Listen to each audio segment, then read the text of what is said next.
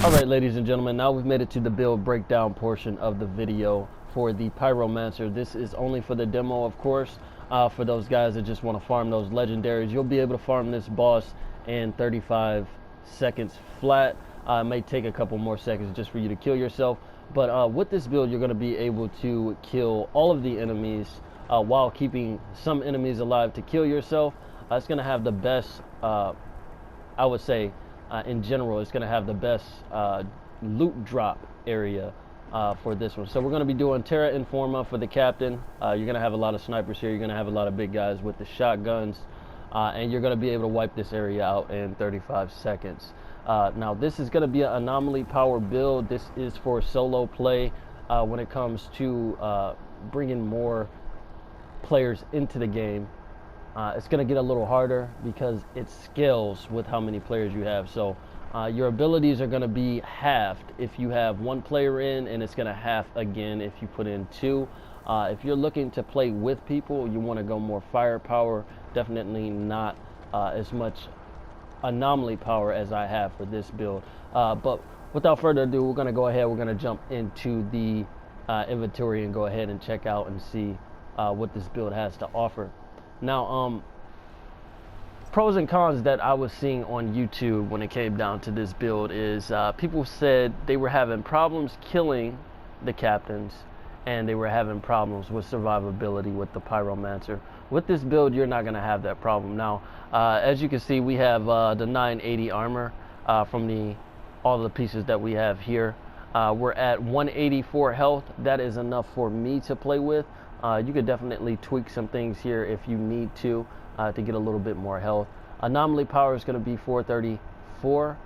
This works really well. I hit really hard with that, and you're going to see that as well because we're going to run a couple times after I show this breakdown. And for firepower, we don't really need it since we're playing solo. Just any weapon around like 300, you should be fine when going in there, but you're going to want to have specific talents to help you out with that. So as of right now, my main build, the way I have it, I am using the Thunderbird legendary. So the firepower is going to be 309. You're going to get a little bit of crit damage at 11%. Status power is 17.5%, which is great for this build because I'm putting burn on just about anybody that I come across. And you have the close range damage at 6.5%, and then we have our main talent and our secondary talent. So the main talent is going to be the ultimate storm whip, which is going to bring down lightning on any enemy, dealing 46 damage. Now this gun is really great because you don't have to go for headshots, but I am going to use a different variation going forward when we go and fight this captain to show you that you don't need the legendary to actually kill this guy fast, especially for people who are having trouble getting these legendaries. This farm is going to be a lot faster so that you can get these a lot quicker. The second talent is going to be Stringa. You're going to get 30% of critical damage is returned to you as health. So you're going to be hitting those headshots. You're going to get 30% of that damage or that critical damage back as health. Now, secondary gun that you could use that I use to actually farm all of the things that I have here is going to be this assault rifle here. The firepower is 304 and it has anomaly surge, so critical shots spawn an anomaly energy blast that deals 25 damage in a 1.5 meter radius. Now if you don't have this one, let me find that other one. Where is it? Where are you? Here we go. Fusion Blast. Fusion Blast works as well, so shots create a Fusion Blast dealing 18 damage within a 5 meter radius. Now with this one, you can shoot anywhere on the body. It's the same as the Thunderbird, but you're doing a lot less damage. That's 18, and then you got 25 here, and then you got 46 here. So for this build, when we go in and we're going to farm that captain, we're going to be using that anomaly surge, so we're going to go ahead and take the Thunderbird off for that, just so you guys can see that the damage is there even without those legendaries.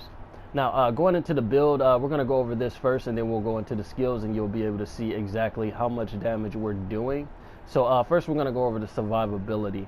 Now for the mask I'm using, we have 205 armor, we have that passive anomaly power at 48. 48 seems to be the highest that I've seen for the demo so far. So if you get one at 48, you definitely want to keep it.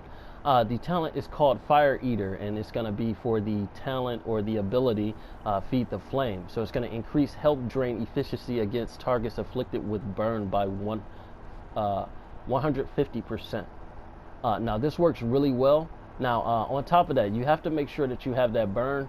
It's going to be a little weird once we go to the skill. It's going to tell you how much that you're getting if the target was burned. It should be like 100 something. I think it's like 272 with the burn. So keep that in mind. Now another thing that's helping me with that survivability with this mask is going to be the boots, and that's for the Feed the Flame as well. So we got 208 armor, we got anomaly power at 48 again, which is the max that I've seen so far for the demo. And then we have wide grip for Feed the Flame, and it's going to enable absorption of one additional target. So that means that's one more target that I can steal life from, and also stagger them in ash.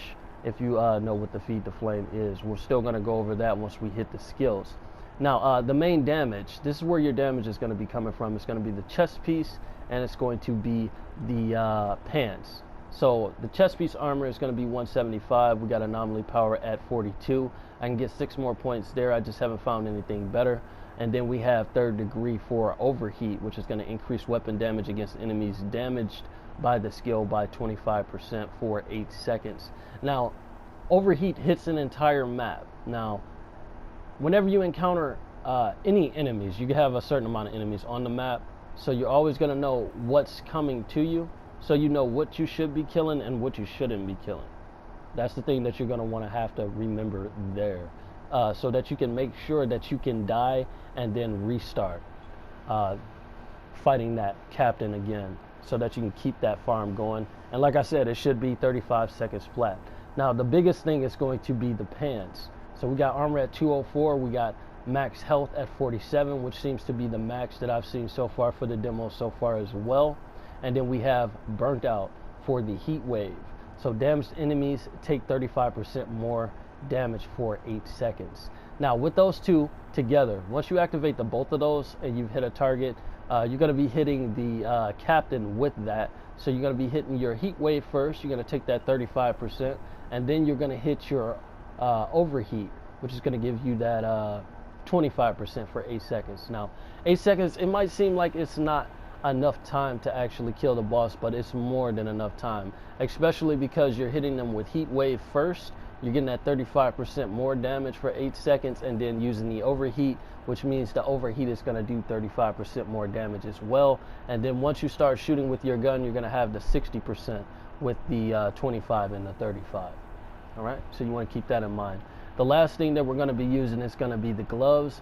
We have 187 armor there with anomaly power at 48, and the talent is called Pants on Fire.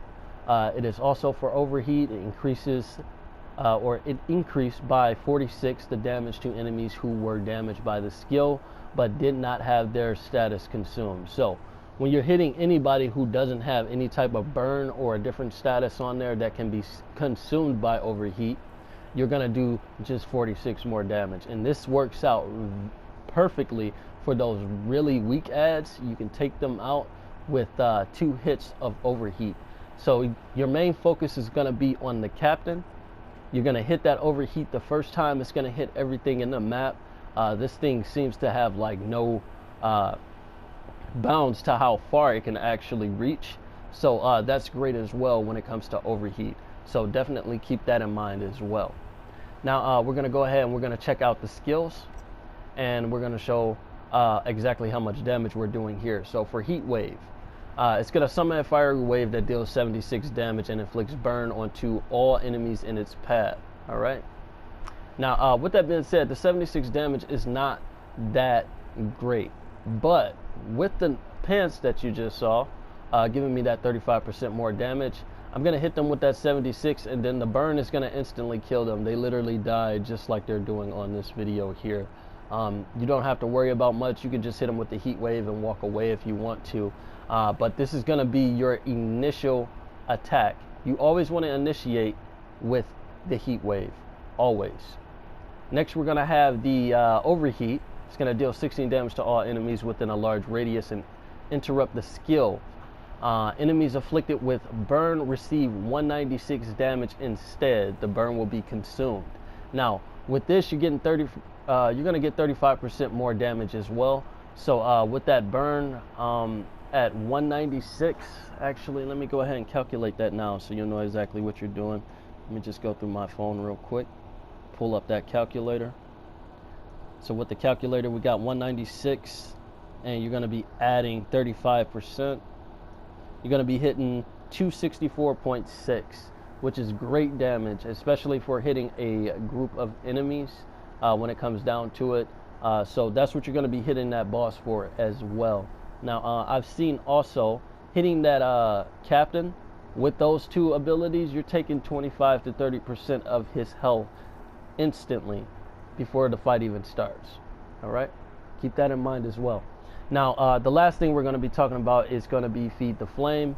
I like this over the Thermal Bomb. We're going to go over that too, just so you can see the damage on that. So it's going to select and pull an enemy toward you, dealing 109 damage, and it's going to drain 272 health and inflict ash. So the ash is what's going to immobilize them. It's going to stop them in place, which gives you free headshots if you need them.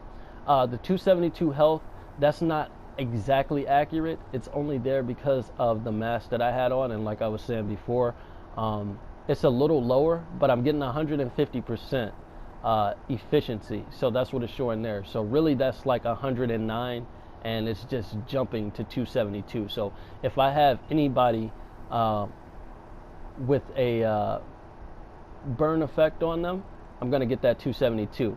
And then I showed you the boots, so I'm hitting 2 people instead of 1. And with my health being at 184, I'm instantly healed all the way to full health, no matter what.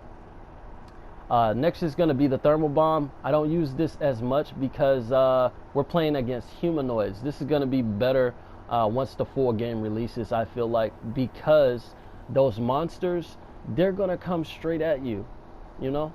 When it comes to the humanoids, when they see that Thermal Bomb go off, they run away. And there are ways to build to stop them from running away, but to tell you the truth, I tested that as well, and it's not as effective as the way that I'm using this build right now for that 35-second drop and then getting out of there. So with the Thermal Bomb, you're going to select an enemy to burn. It interrupts them, and you deal 57 damage. If killed while the skill is still afflicted by, or while the enemy is still afflicted by the skill, the enemy will explode, dealing 486 damage within a large radius. Now, excuse me. When it comes to like something like the Trickster, he's already hitting that hard anyway. Me, when I use my Trickster, I use a rifle. He hits around like 454. I can 2-shot a Captain, but I can't kill all of the enemies on the map before I die. And that's why this build is so much more great, because you're going to kill everything on the map, which means you get more chances at loot, and you're going to be able to pick and choose when you want to die afterwards, since there's going to be less enemies on the map. Now, like I was saying before, this is not something that I would use the Thermal Bomb, because it is a stationary ability. Of course, yes, that enemy can move around, but once you kill him, you still got to wait for that cooldown to come back. And that is a lot of damage, but I don't have the time to wait and keep doing that over and over again. All right? Now, the last thing that we're going to talk about is going to be when you're farming out here. So we're going to go ahead, we're going to hit options here. I am playing on PlayStation 4, so my aim is not always the best. Some days it's better, some days it's not. But you're also going to want to go into your inventory or into your options menu, and you're going to want to go to the auto loot minimum rarity. You're going to want to turn that to common. Now, if you're looking for maxing out your money, anything like that, this is going to be perfect for you. When you get done farming, you can just jump back to the base, and you can go ahead and sell all of that stuff or deconstruct it, whatever you need to max out those points. All right?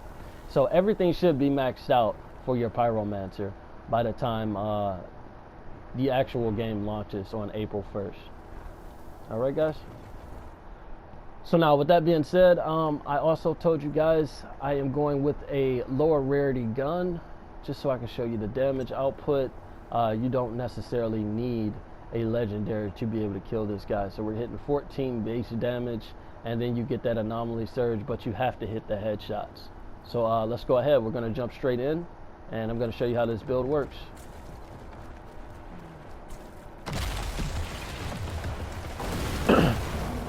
Excuse me. Alright, so what we're doing, we're going to just run straight to the boss. We're going to hit him with Heat Wave first, right? Then we're going to hit him with the Overheat. Instantly, all of that damage is gone. Now, usually I would run away or I would use my Feed the Flame, but since I'm good right now, we want to keep that away. Now, all we have to do here is just wait for our Overheat to come back. I'm literally just going to stand here, and boom, everything in the world is dead. Now you got all of that loot. And if you want to, you can kill these guys. This is a bad spot. I need to jump over here, make sure this guy doesn't kill himself.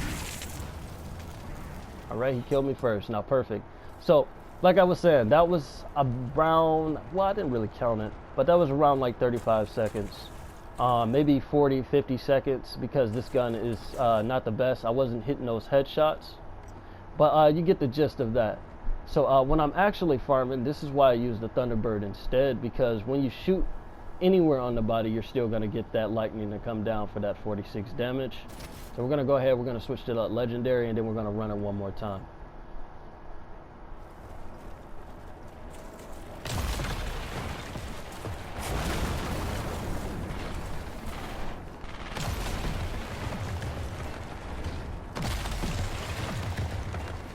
Right, so Heat Wave, Overheat. Oh, he decided to do some craziness, huh? So I had to use my Feed the Flame early, which is good. This is perfect for stuff like that as well. When they're doing their abilities, you can just pull them straight out of it. And then once the Overheat comes back, we're going to kill everything. And then we just have these two guys left. Now, what you want to do, you want to make sure that these guys are not too close if you want to kill them too. You want to leave at least one alive. They love to stand right next to each other, but if you kill them and that bomb drops, because you're a Pyromancer and you're big on burning enemies, if they stand in that little fire on the ground, they will die. They will die. It doesn't matter how much health they have, they will die. You want to keep that in mind too. And actually, I'm going to show you here to end this video. Gonna go ahead and do this one more time.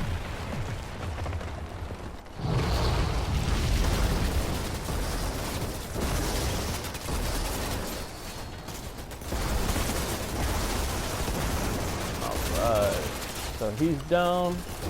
The big man, he's down. Waiting for the Overheat to come back. Boom, everybody's dead. Oh, I even killed the other guys.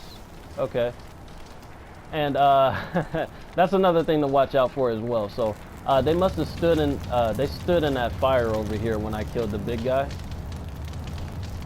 So when I hit them with the fire, they were already burning, and that killed them. But that just shows you right there how devastating this build can be. And literally every time, 35 seconds, you're going to be able to run this over and over and over again if you're looking to get those legendaries before April 1st. So don't be afraid to go ahead and check this build out. Try and make it. Like I said, it's not the best for team play, but you can definitely solo and get all of those legendaries as quick as possible if you would like to. Alright guys, thanks for watching.